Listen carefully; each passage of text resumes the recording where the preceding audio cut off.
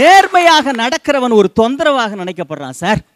நான் ஆஃபீஸில் நேர்மையாக நடக்குவேன், லஞ்சம் வாங்க மாட்டேன், ஒருத்த முடிவு பண்ணிட்டான்னு வைங்க, அவனை பற்றி என்ன காமெண்ட் வரும் தெரியுமா? வெக்கப்போரில் பட்ட நாய் சார் இவன், இதுவும் வெக்கலை திங்காது, மாடு வந்து மேஞ்சா திங்கவும் விடாது. அதே மாதிரி இவனும் வாங்க மாட்டான், நம்மளையும் வாங்க விட மாட்டான். முதல்ல இவனை பற்றி மொட்டை பெட்டிஷன் எழுதி போடுறான்பா. என்னங்க, பல பெரிய பெரிய கோர்ட் கேஸுகள் எல்லாம் சில சூட் கேஸுகள் கை மாறுகிற பொழுது திசையே மாறுகிறது. நீங்க நிதி அப்படிங்கிற வார்த்தையை நீட்டி எழுதிட்டா நீதின்னு ஆகும். ஒரு புது கவிஞர் எழுதினா, நிதியை நீட்டினால் நீதி கிடைக்கிறது, இதுதான் நீட்டல் விகாரம்னா. என்னங்க, கிரிக்கெட் விளையாடுறாங்க அப்படின்னு தானே நாம நினைச்சுக்கிட்டு இருந்தோம்.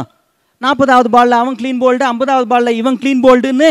அட, ரகசியமா ரூம்ல சத்தியத்தையே கிளீன் போல்டு பண்ணிட்டு அப்புறம் தானே கிரவுண்டுக்கே வந்திருக்கிறானுங்க. அது பிளே கிரவுண்டு நீங்களும் நானும் நினைச்சுக்கிட்டு இருந்தோம். அது தர்மத்தை புதைத்த பரியல் கிரவுண்டு. நேர்மை என்பது இந்த நாட்டை பொறுத்த வரைக்கும் ஒரு தவறான தகுதியாக இருக்கிற நடுவர் அவர்களே. நற்பண்புகளின் மூலமாக தன்னை சுற்றி ஒரு நல்லவன் அமைத்துக் கொண்டிருக்கிற பாதுகாப்பு வளையமே அவனுடைய சந்தோஷத்திற்கான சுருக்கு வளையமாக மாறி போகிறது. அவனுடைய நல்ல குணங்களே அவனுக்கு தடையாக மாறிவிடுகிறது.